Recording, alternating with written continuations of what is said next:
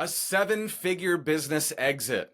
Today we have Shamus McNutt, one of the most humble yet lethal entrepreneurs that I know. If you have that entrepreneur blood, that entrepreneur itch, that calling, this episode is for you. Shamus and I actually went to school together at the Colorado School of Mines, the number one, the top engineering school in the entire country, and the highest average starting salary out of public universities. Their football team is pretty legit too. Shout out to my Ore Diggers. They were ranked number one in the country last year. Shamus turned down a six-figure job out of college to pursue what? A t-shirt business. That's right. He started a t-shirt business instead. His story of almost losing everything and building back to a multiple seven-figure exit is incredibly detailed, and it's real. It's real.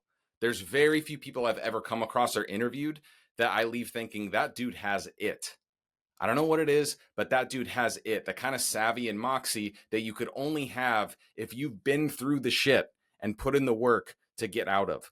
If you get value out of this episode, and I know with 100% certainty that you will, make sure you smash that like button and subscribe below. So without further ado, the Chief Revenue Officer at Flow Research Collective, Mr. Shamus McNutt. Welcome to the Real Freedom Podcast with your host, Ryan Weimer. Today, I have a rockstar entrepreneur, Shamus McNutt, coming to us. He's going to give us a ton of value about entrepreneurship, starting a business. He's exited a seven-figure business, started multiple businesses in e-commerce. Shamus, how are you? Good, man. Thanks for having me on. Yeah, I can't wait to talk to Shamus and talk to you guys just about Shamus's journey and how relatable it is. Shamus, just like myself, has a background in mechanical engineering. We went to the same college. And I guess, Shamus, let's start there. You know, you're going to school, you're going to get an engineering degree. What causes somebody to just all of a sudden detour right into entrepreneurship while you're still in school? I mean, not many people do that.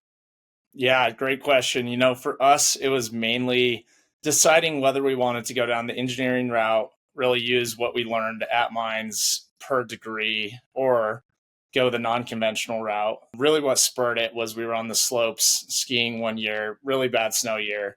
And we started talking to one another and we're like, what do we feel good about in life? And that was friends, family, and feeling passionate about what you do. And so from there, we were like, all right, what a better way to brand that kind of mantra of like, follow your passion, do what you love, find where you belong, but do it in a clothing brand. So we actually decided what's a better way to kind of get that message out than a walkable, wearable billboard, which is a t-shirt. So starting it with t-shirts, we had the hustle. We literally were printing t-shirts in our basement with a heat transfer press and decided, all right, let's go in on this. And that was the inception story. Okay. And at what point do you realize, screw engineering, this isn't for me? Yeah, I mean, our biggest thing was we were getting, six-figure job offers down in Houston, Texas, right out of college. And, we could have chased the money and kind of what mines definitely told us to do.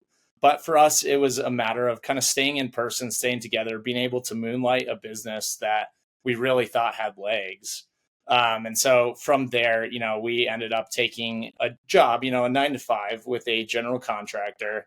And from there, we were able to moonlight that business for the next 2 years, just after the 9-to-5, get home, eat dinner, and then start full on at, anything from social media, production, design, and really getting that brand out there. In our first days, I remember we were literally driving t-shirts around to deliver them to save on shipping costs. So it was the true startup, and I wouldn't trade it for the world. It was a great experience.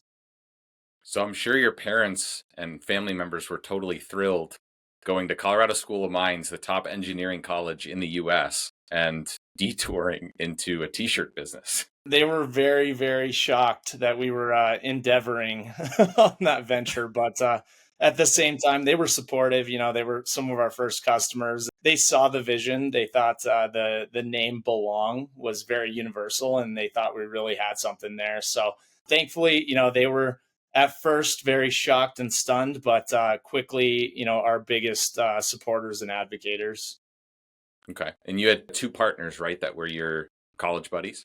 I had two partners. Yeah, one of them was my college roommate, and the other guy was across the hall. So we quickly founded a friendship, and before ever starting Belong, I would say we were best friends in college, and we went through the trenches together. We studied for tests together. We networked on what notes we should be studying. So we really learned a lot about each other before we ever got into business. And I know the old adage is never go into business with friends or family, but honestly, when you're starting out, like, who do you trust more than your best friends? So it really built a strong foundation. And I got to see the way these guys worked before we ever started a business. And the work ethic was like unmatched. So I definitely went the unconventional route there as well when starting the business. But I can't honestly say, these partners, they helped me out so much grow into the entrepreneur that I am today, and I hope I had the same impact on them. Who came up with the name? I think that was pretty collective, belong, and it happened on the ski slope. It was literally like, we want to feel like we belong. And honestly, where we were in the search of our careers and kind of even just self searching, it was just a universal language to anyone that will follow the brand. And it was, like I said, follow your passion, do what you love, find where you belong. And that's so universal. It can be in arts, it can be in sports, it can be in business. We really were able to influence a lot of people along the way to follow their passion and kind of drop the search of money or more materialistic things and allow them to open their mindset to what really makes them tick. And I'm a firm believer, when you start a business, you have to have passion in it. Like, you will not be able to go through the 80, 90-hour weeks unless you have something that's keeping you going. Yeah. Let's talk about your kind of preparation at Mines, and you talked about the bond between your two partners. How do you think Mines, because you've actually spoken at a few graduations and commencements, right, at Mines? It wasn't graduations, but we had the pleasure of speaking for the activities department, and so we were in front of like 100, 250 people. We actually spoke at Mines multiple times, but we were able to just kind of bring our aspect and, I guess, different mindset to all of those students that were kind of going through that same search we were, and explain to them, you can do something other than engineering if you want to, if you have the passion for it. But we really brought that experience to the table, and I think it opened a lot of eyes, and built a really strong customer base, to be honest, with mine students. And I still to this day will get LinkedIn or Instagram DMs from people just asking about the journey, saying, "Hey, I'm at Mines. I am looking at these different career paths, but I really, really like what you guys did."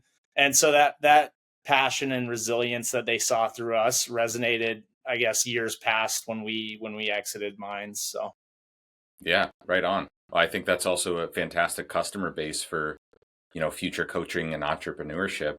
It's a rare thing to see a school with that kind of academic rigor churn out like a serial entrepreneur. So, how do you think that Minds prepared you for entrepreneurship, and was it helpful? Because a couple of weeks ago when I was in Tahoe with you, I was talking to you about this. There had to be a point at Minds where you're like, why am I still going to class?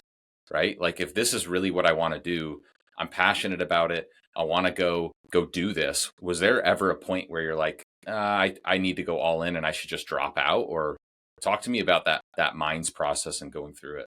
yeah, great question. So, I mean, I think the biggest thing for us was the fact that we had already gotten through 3 years of rigorous engineering school. As you know, like, it was not easy. A lot of people, say college was hard, and half the time I'm like, hold my beer and watch this. And so for us, it was, let's finish what we started. My grandpa, actually, so he was a West Point graduate. He was roommates with Buzz Aldrin, oddly enough, but he instilled in me a great, great mantra, if you will. And that was, if you're going to do something right, like, or if you're not going to do something right, don't do it at all.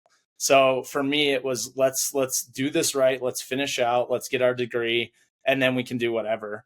And quite frankly enough, when I was on the college search, determining where I was going to go to school, I was looking at multiple schools. I got into Cal Poly out in San Luis Obispo. Was looking at Santa Barbara. Also got into Stanford, and my dad was like, "Look, buddy, I can help you out, but this Stanford tuition is going to be pretty steep." So he goes, "Tell you what, if you go get," and I was looking at business, quite frankly, at Stanford instead of on engineering, and so my dad said, "Buddy, I will never question you if you go get one of the harder degrees you can get at mines, do engineering, and if you decide to pursue entrepreneurship, like I will never question it." So that was the kind of route that I took. It was great for them that I was in state, and honestly, great for me that I was able to learn quickly and efficiently and apply that in other aspects of life. And that's really what mines taught me and what I was able to take away from it.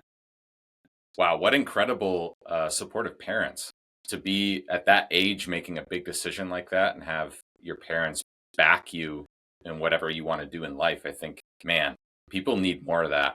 And I think there's people listening to this that maybe didn't have that, that can take away what that level of confidence can do for you in following your true passion, because sometimes we do things that are pleasing other people out of fear for what they think about us, instead of what truly drives us and motivates us. So, what do you think drives you, Seamus? I that's a good question, and I think that question has always been in flux throughout my entrepreneurship journey. When we first started, what really drove me was I want to be full time. I want to be full time at Belong and whatever any other venture that I've started. Like that is my goal. Now, once we were able to go full time, and we can get into that obviously in a little bit, I think the biggest driver was the next 5 years. That always drove me. I wasn't ever thinking in 1 month segments or 5 month segments. It was literally what's going to happen in the next 5 years. And I think the person that I want to be in most respect is the person that I will be 5 years from now. That's the way I've always thought. Like that is the person that I am driving to go towards, and I want that person to look back and see the journey and really be proud of what I have accomplished. So that I would say That a lot of internal motivation. that is such a useful frame. I love using what would the future version of myself think? What would the future version of myself do in this moment? And man, it always, for some reason, it always makes, I think it allows you to zoom out a little bit and see things with more clarity. I love using that frame for really difficult decisions or difficult points in life. Speaking of difficult points in life, we like to start off the show asking about what your most beautiful failure is. Yeah, that's a deep one. I mean, there's plenty to speak on. I would say one of the most beautiful failures myself and my two partners had was that when we started hiring, we got really confident. First year in business, we did 600,000 in revenue. Second year, we did 2.4 million. We thought there was nothing that was going to hold us back. That kind of growth, and or it was organic growth. We never took outside investors. For the first 2 years in business, we were operating on a $10,000 Wells Fargo credit line, and so in doing That's that, and incredible, by the way. That is incredible. So you, just one step back, you had 24x growth. we I'm not a did. math major, Yeah, obviously, but over 2 years. Yeah, it was crazy. And that was all on a $10,000 credit line, and we had multiple employees on payroll, ourselves included. And so it was a lot of trust in our clients, our vendors, really sticking to terms with both of them, and then having clients, honestly, to where if we were ever tight on cash, which we definitely were, we could go to our clients and say, "Hey guys, as you know, we're a small company. We're doing our best to service you. Is there any flexibility in payment sooner?" And we really had gracious clients. They were able to help us through that. For the listeners out there that don't know, typically when you're in business less than 2 years, it's very hard to get any kind of bank financing. Like they are very strict on 2 years in business, that track record, and then you can go get a line of credit or a injection loan, whatever that looks like. And so yeah, it was a very, very tough time. Going back to your question, when we were able to scale, we got very confident. Like the third year in business, we were able to get a decent sized line of credit from Chase Bank.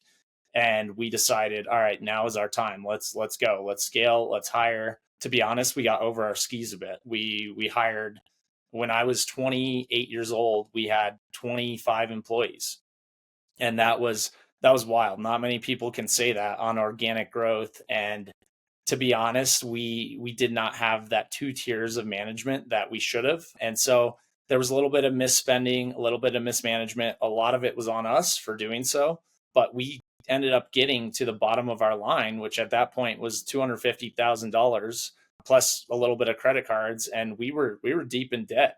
And they sometimes they say the old adage is debt is not bad if you know what to do with it, and we unfortunately mismanaged it. So if the business had gotten any worse and we didn't make the moves that we had to make, the tough decisions, we would have been out of business. It would have been really gnarly. We were paying ourselves at that point, I think $50,000 a year.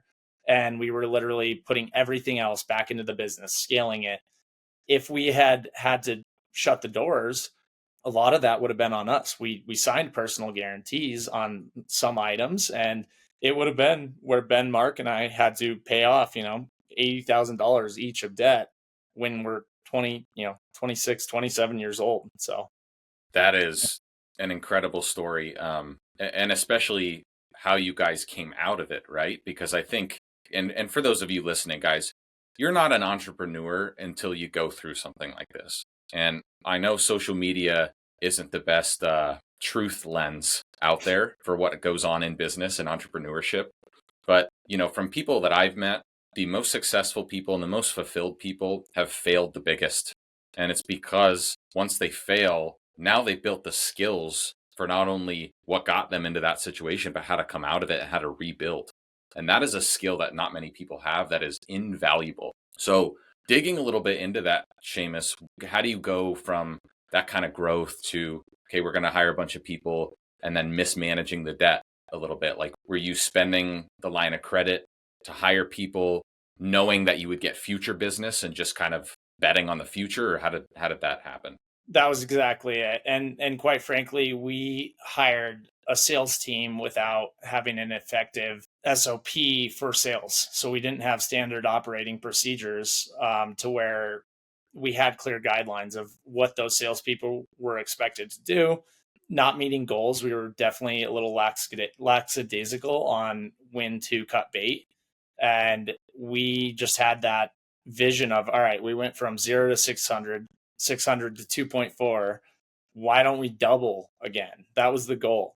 Was third year, let's do 4.8. And unfortunately, we were very, very slow to react when the revenues weren't going according to plan. And once again, I take a lot of that on myself and my partners. Like, it wasn't the employees' fault that, goals weren't being met. I think it was our fault for not reacting quick enough, because when you are scaling at that quick of a scale, debt can rack up, and that shiny object in the future of that 4.8 in year, 3 really kept us blinded from the fact that we needed to react quickly. Because as you scale, money, the numbers get larger, but you don't feel the full gravity of it until, like I said, you get to the point where you're, $250,000, $280,000 in debt and need to claw your way out. And so with that being said, we got to that point, got to the end of our line of credit, and realized we have to do something like immediately. And so we had to make some really difficult decisions, had to let some people go. And that saved the company. It really did. And it was a huge, huge eye opener for us. Like, those difficult conversations, whether it's letting someone go or restructuring their comp plan or figuring out marketing. Like, we were spending a lot in marketing at that point. And so between marketing and, sales not performing, that was what got us to the bottom of that line of credit. And the only way out was to minimize expenses and maximize sales. I'm a firm believer in sometimes the only way to get out of a really bad situation is sell your way out. And that's the approach we took. And luckily it worked out. Fourth year in business, we did 3.6 million, and we had a much more slim team, and there was profitability to be had in that number. So And that was your role as the rainmaker? Yeah. That's a good question. I think it was pretty collective between myself and Ben, who was more on the operations side, but he really, stepped up as a business partner, jumped into sales and helped us get out. We were, as owners, we were in the trenches. We were making the calls. We were jumping on client meetings. We were actively selling. And when we trimmed our team down, that was the only option. So everyone in the company had to be revenue generating. And so, to be honest, and this might be taboo, amongst some startups and the way they look at it, but we scrapped marketing completely. We went full on sales, full on outbound, and that was what got us out of that. And then we were able to refocus, reposition, and then build back our marketing department to suit us. But honestly, it was literally dire straits, and sales was what got us out of that sticky situation. Dude, I love that. So the next question I have to ask is, fast forwarding to you guys exiting that company for multiple seven figures. Do you think that you would have been able to do that? Maybe being a little bit more conservative, playing it safer. Do you think you guys needed to go through this big valley of death and come out the other side to build it into a sellable product? I think we needed to experience rock bottom in order to really get to the point where we understood what to do and what not to do. The old adage is fail quick and fail cheap. Unfortunately, we did neither. It took us 3 years to do so.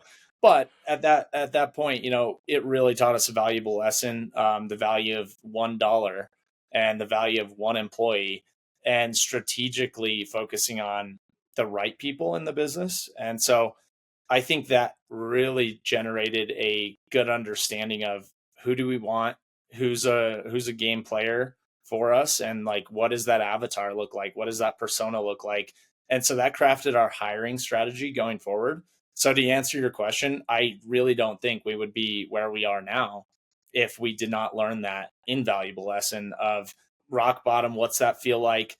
Why did we get there? When you get to a point like that, I remember Ben got shingles. He got shingles because of the stress. Mark had a panic attack. I was just a ball of stress. And through that period, that was kind of, it's like when you get burned by the fire, it's you don't want to be there again. And you have to really self introspect and say, what got us here? And you got to take the responsibility. Like we took 100% responsibility and accountability for that situation and decided we're never going to be there again. And so, all in all, our hiring strategy completely changed. We were much more picky with who we brought into our company, both from a fit perspective, but also from a motivation perspective. So, through that, it really revolutionized the way we set up our org chart. Guys, the lesson here is there are times in business where you just got to put your ego aside and get in the trenches and get shit done. I see a lot of business owners and even a lot of employees, and I'm sure you've had them too. Like it's a gut check when you had spent what, 7 or 8 years getting to that point, and then it feels like in a second you're gonna lose it all. I mean, there's still a lot of people that would have ego to be like, I'm too good to make these calls. I've done this for so long. That's not me anymore. I don't do that. I'm the CEO. What allowed you to put your ego aside and just handle that? Because I think a lot of people get in their own way. Yeah, I think it was we stopped chasing that shiny object of revenue. It was all right, we need to identify other pitfalls in our business and pitfalls in ourselves as well as business owners. And a lot of it was putting more faith in maybe one individual thinking they're going to be the solution to all of our problems. Whether that's sales, marketing, finance, any of those roles, we decided it was like, all right, we know not one person, like one person can help the momentum, but they're not going to create the momentum that comes from the top.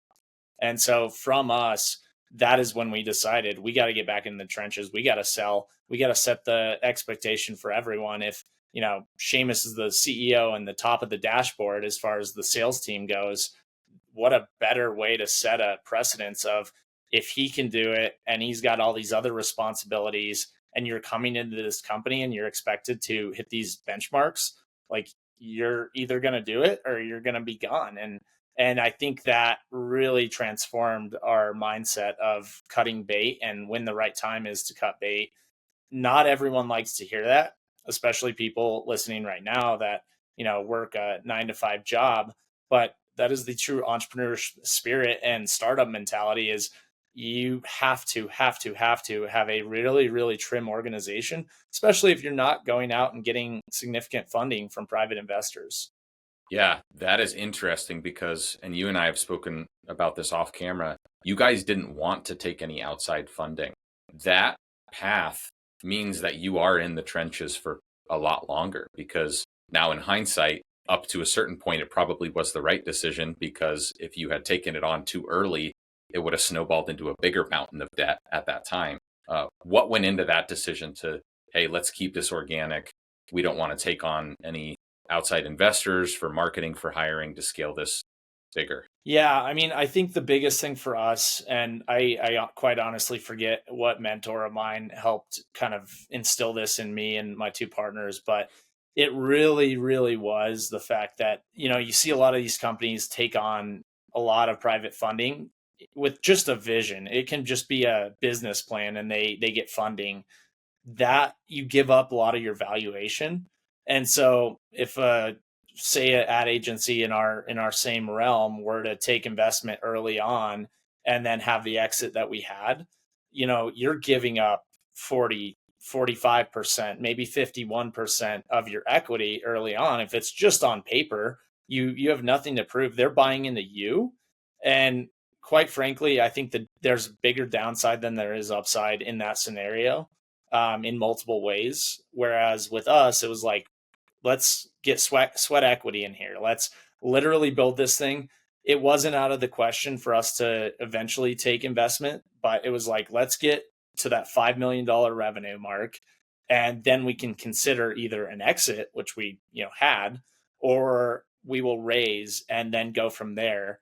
And then the equity that resides with the three founders is a lot greater, and decision making, Yeah. quite frankly, too. We got into flow state and belong to not have a boss. Like, we didn't want someone breathing down our neck, and we felt confident enough in our abilities to learn quickly and efficiently, like mine's instilled in us, to make really tough decisions. And even if we made the wrong decision and failed, we had the confidence in ourselves to learn from that and adapt. So that was the biggest reason why we didn't decide to take any outside investment. And quite frankly, in the advertising and marketing space, like the EBITDA multipliers, which is, end of day net income multiplied by a multiplier to get your sale value, it's a lot lower than technology. Like, tech can trade from 13 to 25x. Whereas, advertising, you're usually 2 to, 7x when you're under $5 million. And so those margins, if you will, really trim out for a potential exit if you're taking outside investment. Let's say maybe somebody's got a side hustle or started their business. Maybe they're a few years in. What's a scenario or when would be the right time for somebody to take on outside funding? Yeah, I think for me, at least, when I evaluate that, and even, myself looking into potential business acquisitions in the future, if I'm ever looking at acquiring a business, I think the EBITDA has got to be there. It's got to be in an industry where the EBITDA multiplier is high. Otherwise, I don't think it makes a lot of sense. Like, obviously, if you have the right marketing and it's a numbers game where it's like, if I pump in another 100,000 into marketing, I'm going to get, 500,000 out of it, and you have a 5x, return on your marketing spend, then that makes complete sense. But until then, and keeping into account the EBITDA multiplier, I just don't think it makes sense. Like, you really have to have a proof of concept in order to even consider outside investment. Now, if it's family and friends and it's more of like a loan and they're not trying to trim off the top, especially with a potential exit, then I think that can make sense. For us, it was Chase Bank. Like, we didn't want to take, family money. The offers were definitely there, and it was really kind of our supporters, family, friends. But at the same time, I also didn't feel great about ever having to show a P&L, especially the year that I mentioned where we were in balance sheet when we were in debt.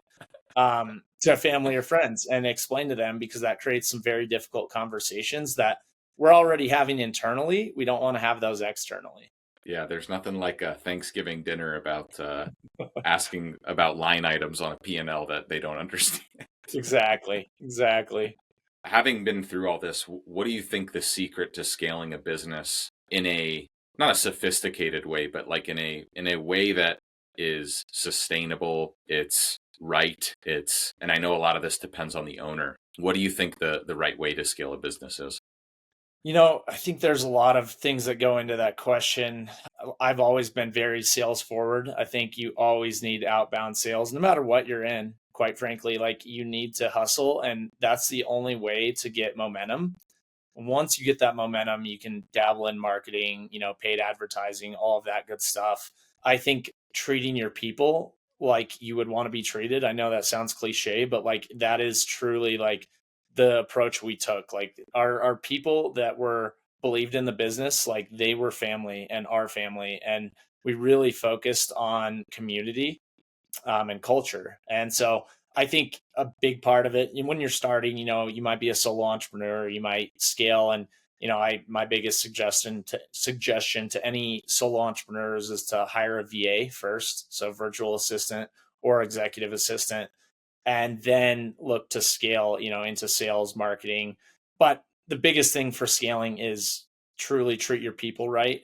I know you and I talked off camera too about retaining good people. And I'm always under the mindset of, if you look to a adjacent agency that's competing with you, you want to be paying your employees better than that adjacent agency, especially if they're performing. And your high performers, you gotta treat them right. I think one of the biggest learning processes we went through was with sales members or sales employees. We ended up spending a lot of time on the non-performers. And that is, so, like, it sounds counterintuitive, but you need to be spending the most time on your performers. You need to be developing their craft.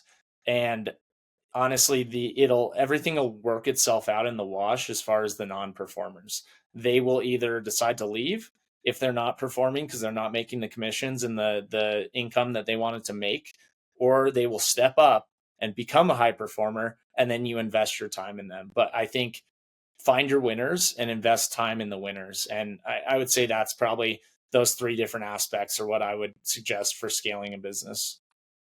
At Offer Now Idaho, we're looking to hire A players to run our organization and help us grow our business. But in what other field can you be talking to people on a regular basis that need help? From losing everything, but that is finally in enough pain where they're ready to change their life. We're out there meeting with these people that need our help. Nobody else is there. Some of the things that I'm honestly most proud of are the conversations where we had a tangible impact and didn't get the deal. I know that that doesn't add to the bottom line, but it does help in reciprocity and putting goodwill out in the world. I was also an engineer, and I was so many levels removed from having a direct impact on an individual that if you've never had that experience and you're saying, well, I want to be able to look at my family members and said, here's the impact I've had, this is a position will allow you to do that.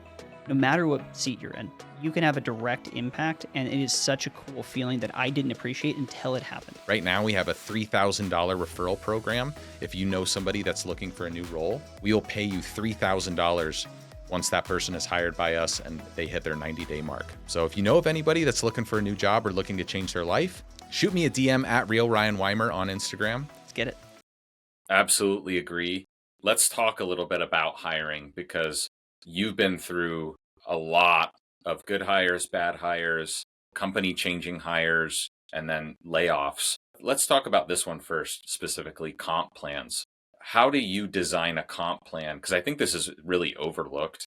How do people come up with the proper comp plan that makes it both company beneficial and employee beneficial, where they're not overpaying somebody because the business can't support it long term, but they're also not underpaying somebody, which either leads to them quitting because they're not making what they want to make, or another company poaching them. Yeah, that's an excellent question. I think honestly, it comes down to industry. I think you got to look at your industry, look at what's industry standard. Now, I'm not saying to not disrupt the industry and be an outlier, but what I am saying is, for instance, I'll give a good example. My wife, she was always in an ad agency. Post college, she worked for an ad agency and was bringing in, top tier accounts. And I encouraged her to get into sales. Having not had sales experience, she got into a company called Power Home Remodeling, and she started selling door to door windows and doors, literally. And their comp plan was all commission.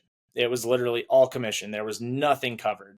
And so, looking at an industry like that, you got to make a really good comp plan with accelerators to make it worth it for an employee. And, quite frankly, I'm really proud of my wife, Tay. She was able to get to a year where she made $250,000 in income from selling windows and doors. She was one of the top females in a 3,000 person company. So I think you look at that and you say, all right, you can definitely go full commission in some industries. Whereas like for ours, for instance, in the marketing and advertising space, a lot of people are looking for a base plus commission. And so with that, to get into the, I guess, nuts and bolts of that, I'm a firm believer in tying it to revenue and profitability, both.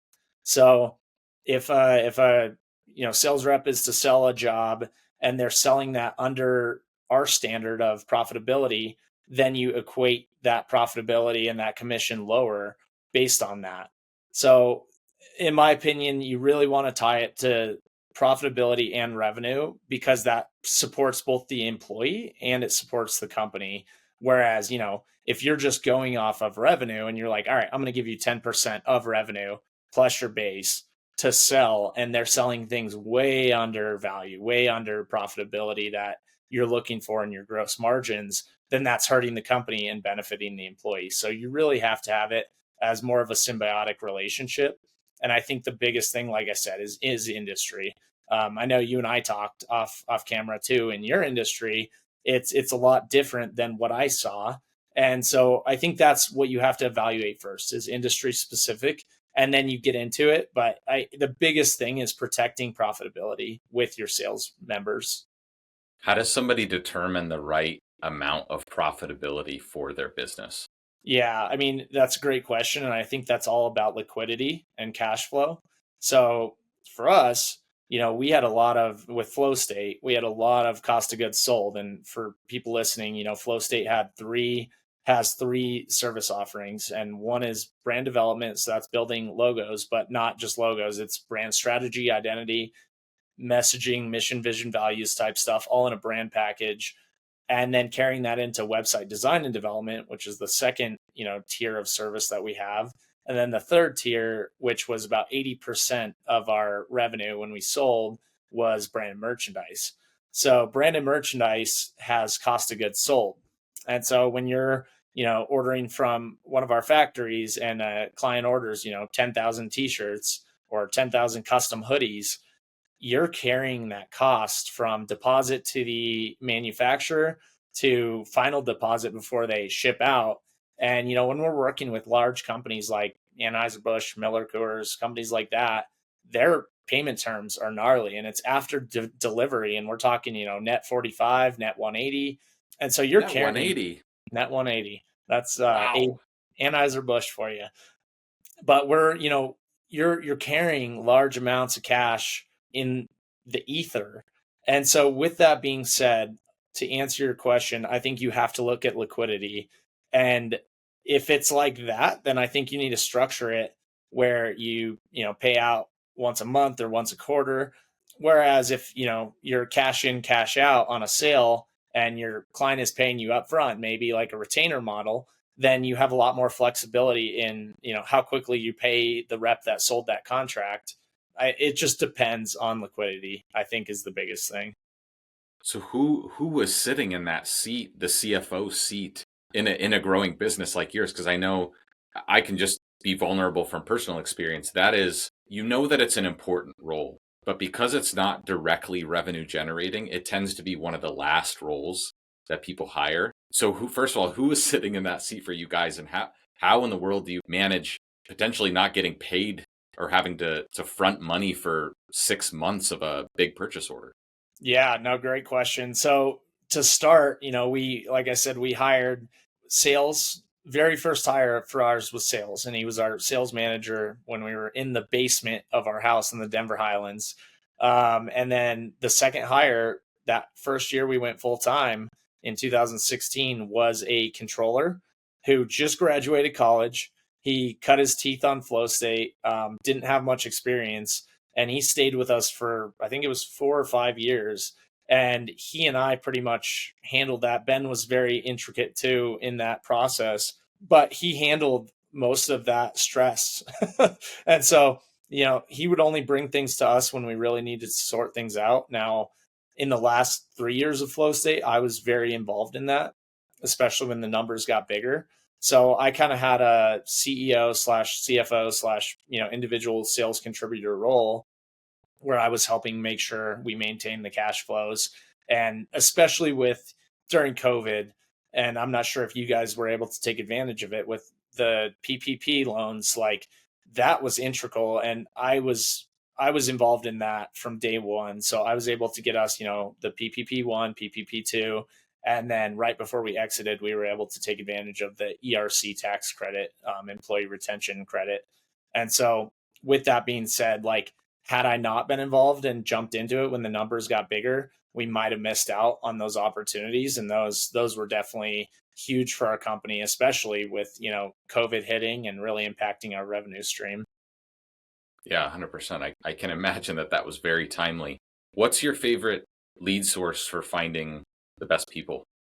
Finding the best people and hiring, I would say we had a lot of success with LinkedIn, and then we got into Indeed a little bit. But yeah, between LinkedIn and Indeed, quite frankly, some of our best hires ever were employee referrals. Literally, our employees would know someone in an adjacent industry, didn't have to be advertising or marketing.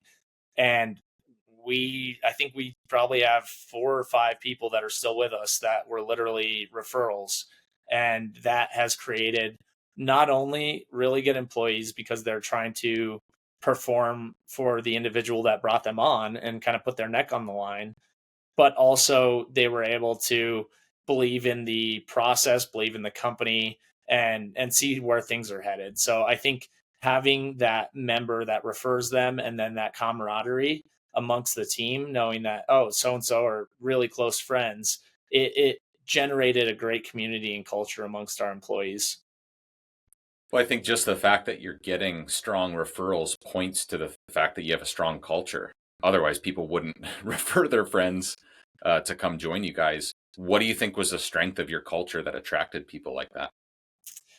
I think it was very young and lively. Like we had a very young staff, incredibly lively, and we were able to take off at 4 o'clock, go hit a local bar or restaurant, and have that team building outside of the office. A lot of our employees would go on hikes or mountain bike rides together. We would try to schedule little events.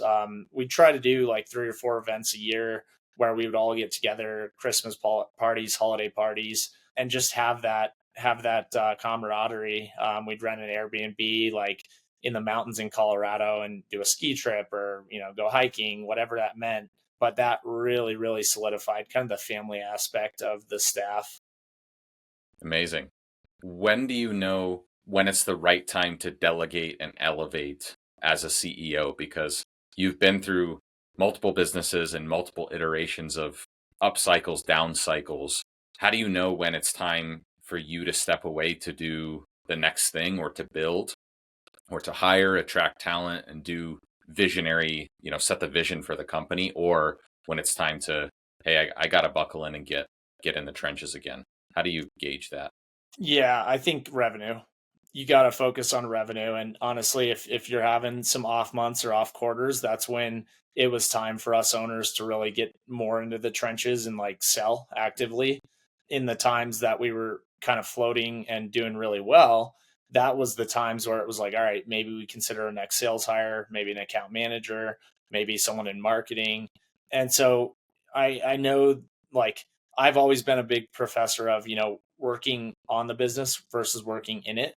But there are times where you can't let that statement deter you from taking action.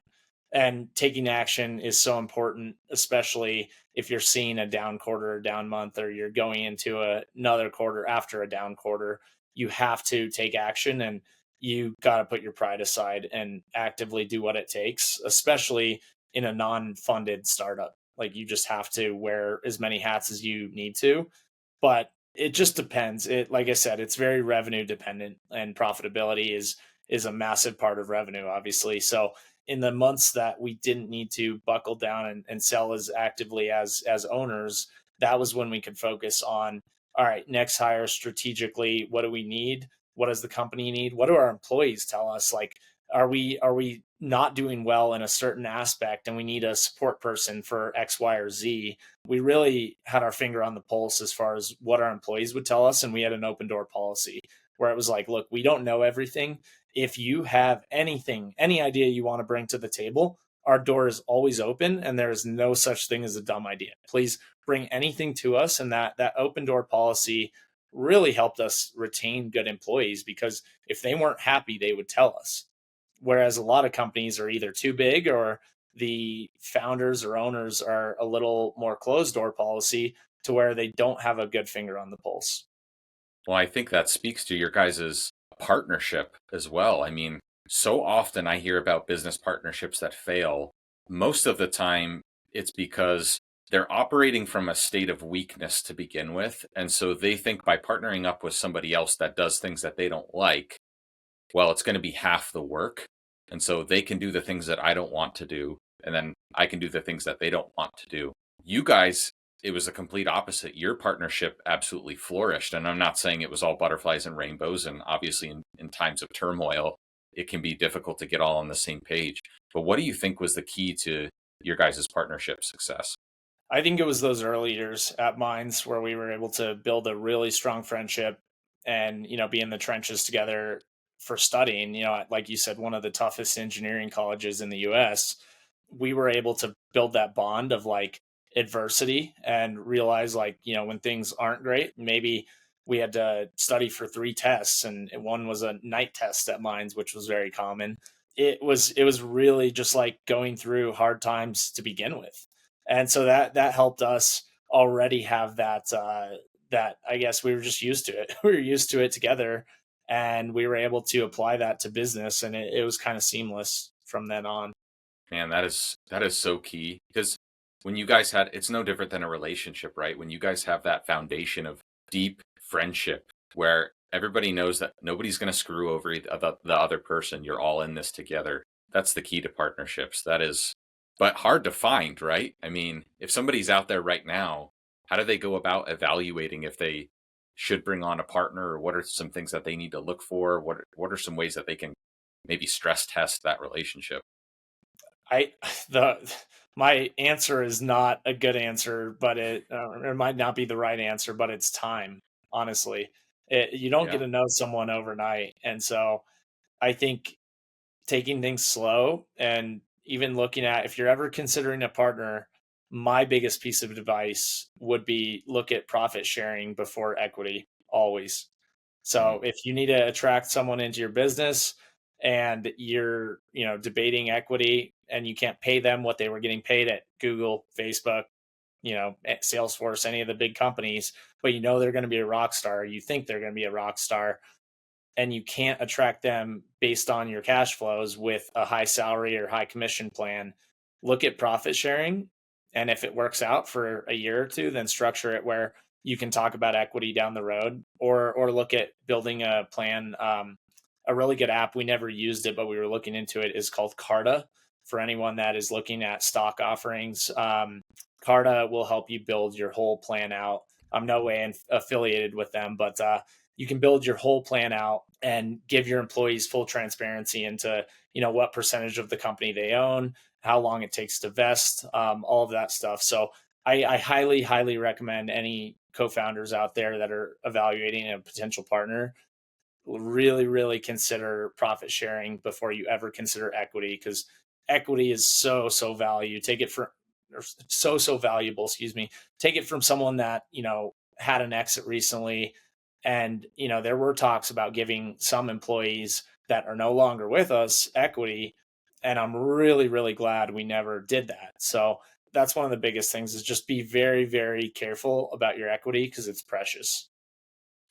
That is great advice. Great advice. I think Man, just doing that one thing right can save you a lot of brain damage later, for sure. Let's fast forward to exiting the business. At what point along this journey, you hit a rough patch and then you really grind and work your way through it? At what point did you realize that you wanted to make the business sellable instead of just, do it forever and keep scaling? Yeah, good question. I think that was in 2020/21. COVID hit us. We really hit some headwinds and decided, like, after we got through those headwinds, that our exit was like imminent. And so from that process, we decided, all right, we really got to make sure that our expenses are where they should be, that our staff is very efficient. And there's a lot that goes into that. I could talk for hours on it, but honestly, it's making your business so appealing and making sure your customer base is what a potential buyer would want to see, making sure that your revenues and your profitability fits into that avatar that potential buyer is looking to buy, and making sure most of all that, like, your employees will stay through a acquisition and that they're bought into it, and making sure most of all is that the buyer is correct, and making sure that your employees are able to see the vision through acquisition and have that retention. Awesome. I cannot stress the importance of this, of working with somebody like Shamus, because my next question was going to be, how in the world do you build a business to be sold to begin with? How do you know what valuation you're going to get? How long does it take to make a business from, hey, this is your pride and joy, and maybe you have a few employees, all the way into a sellable product with proven EBITDA and profitability?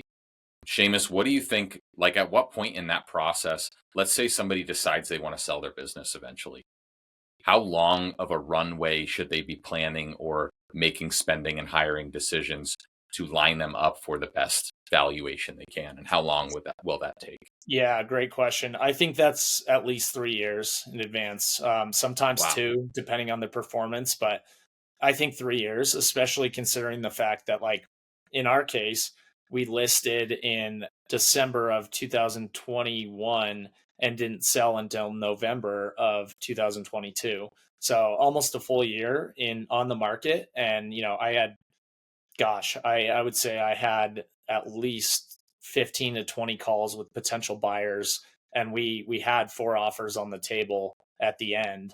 But it's a process, and you really, I mean, it's your baby, so you got to be very careful about who you're, potentially selling to, and especially the broker that you use. That's a big thing, and I have a lot of learning lessons to share about that.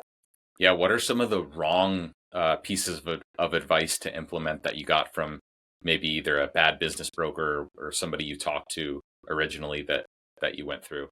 Yeah, I mean, I would say red flags, at least, that we saw. Like, for instance, we had one company that was looking at acquiring us, that was looking to roll us up into a really large organization. And that was not going to be a very good fit, especially with our employees being accustomed to a small startup environment. And we wanted the company to stay intact, remain, flow state branding as it has, and not be into, like, rolled up into a big conglomerate that is offering services that are so foreign to our employees that they won't even understand what the overall company is offering. I would say the other thing to be careful of is there's a lot of, like, bad actors out there. We talked to one that thankfully we never considered selling to them, but they were looking at acquiring the business and really stripping it down, and that involved letting good people go, and we kind of sawed through that. But, like, you really got to be careful of that, because a lot of companies won't retain the employees, and that was so important to us in an acquisition, was making sure our employees are retained as long as possible. Obviously no one has a crystal ball, so you can't predict what a company's truly going to do, but you can see those red flags early on. And there were a lot of interesting slash bad actors that we talked to that we did not consider selling to. Yeah, that makes a lot of sense. So, guys, just like in anything, there are bad actors. Only a wrong decision here can be exponentially more costly when you're trying to sell something you've spent maybe up to a decade or more creating, right? So, the opportunity cost here is high. Make sure that you're doing your research and consulting with somebody like Seamus that has actually been through it and actually doing it, because there are a lot of gurus out there, just like Shamus said, that sell the dream and they're not actually doing it. So on the flip side of that, and Shamus, I'm sure you get a lot of people that hit you up about this. I know with us, I hear a lot of people that are scared or fearful to spend money on coaching. So have you ever paid for one-on-one coaching before? I have, yeah. Actually, one of the people that I'm actively doing one-on-one coaching with is Ryan Pineda, who I know you're familiar with in the real estate industry. The main reason I paid for coaching with him was seeing how he truly scaled businesses from zero to 5 million, 10 million plus, and not only one business, it's multiple, and what he's done is really interesting. So I didn't necessarily go to him for his real estate prowess or expertise. I went to him to understand next steps and kind of help me formulate Limitless Consulting, which is, the company you mentioned that I'm starting, and figure out how to get that thing off the ground in a incredibly scalable way to where I can go from, zero to a few million in, the first few years. And so with that being said, I'm a firm believer in, investing in yourself. And, there are a lot of people out there that are scared to invest in coaching or one-on-one. Like we said, there's a good reason for it. There's a lot of gurus out there that just aren't practicing what they preach and they don't have the track record. But that is why I was so picky about, jumping on with Ryan and, doing one-on-one coaching with him. Is I've learned so much about, scaling businesses and just extending past my knowledge base, because he is in that upper echelon of 10 million, 20 million plus businesses that I don't have experience in. So my biggest piece of advice for that would be find someone that is where you want to be 5 years ahead. Once again, kind of thinking in those 5 year increments. Find someone that is you 5 years ahead or what you want you to look like, and make a relationship with them. And I think the biggest thing too is to understand, like, you don't have to sign on for a year with a business coach. Like, you can test it for a month and see if it's right. Like, that's the biggest thing. A lot of people, if they're pushing a year on you, I would run the other way. I think some of the best business coaches that I've ever worked with will allow for, a month and see if it works. And, I think the good ones, you'll continue investing in yourself and with them. And there's always flexibility in a business coaching plan where it's like, all right, I'm going to engage for 3 months and then I'm going to practice what I learned. And then maybe I'll engage for another 3 months next year. So I highly recommend that and implementing what you're learning. Now, there's some aspects where you might want to be engaged the entire time, but I think the biggest thing is getting your feet wet and making sure you don't like sign up for a year or 2 years when you're not sure that there's going to be the right amount of value added. Well, yeah, and I think too, some of these people, and Ryan included, they have multiple programs. Some of these programs are cheaper, but they're one to many, right? Yeah. What you did with Ryan, that was private, but it's more expensive. I'm sure we won't go into the exact numbers, but I'm sure it was expensive for Ryan's time. Peeking behind the curtain though, for whatever that cost, what was your biggest takeaway, and was it worth it? Was it worth the value? Yeah, I think it really was. And I think the biggest thing for me is seeing where he's at, seeing his business operate, like getting to tour his building where he has, all his businesses, and kind of, this might sound cliche too, but I saw a lot of my employees and his employees. And I told him that I was like, these people are driven and you're leading the ship, but they're very loyal. And they will go to war with you. And I think that's the biggest thing is identifying someone that's built that culture of individuals that work for them and look up to them, and they can really motivate them to be the best version of themselves as an employee. And then maybe eventually, an entrepreneur. Like Ryan and I were talking, and he had, a few employees that ended up going out and doing things on their own. And he was fully supportive of that. And that's kind of the approach I've always taken to with employees. If they're like transparent with me when we hire them on and they're like, dude, I want to go start my own business in 3 years, but I want to gain valuable input and I want to add value to you by working for you. That's great. Like, that's awesome. And you have a loyal comrade for the rest of your life that owns another business and will be referring business to you, and likewise you to them. So I'm a big believer in just making sure that number one, transparency occurs up front. And number two, that like you're able to allow people to grow within their roles. Large companies are culprits of keeping someone in a box. Whereas with a startup mentality, I really believe you need to allow your employees to grow. And if that means growing out of your business, that's totally fine. Like you just need to have that transparency up front and have that timeline expectation. So Guys, if there's anything that I've learned about Shamus, I mean, you can feel the passion behind what he's saying. And it's not because it's a thought and a hope and a prayer. He's living this. There is passion behind what he says that I'm sure, Shamus, you'll want to do some version of this the rest of your life. Even now with our business, and I'm going to be talking to Shamus off camera about some things that we need to do or get his advice on. But there are so many, we call them leaky buckets, but every quarter that we go through our review, there are so many leaky buckets in our lead process and in our sales process. And so having somebody like Shamus to bail water out faster than you can on your own and still go through it and learn all this stuff, it's going to save you years and it's going to save you a lot of money. So Shamus, I really appreciate you coming on the show today. And I know the listeners got a lot of value. What's the best way for people to reach out to you? Yeah, just feel free to DM me, just Shamus McNutt. I'm sure Ryan will put that in the comments or whatever.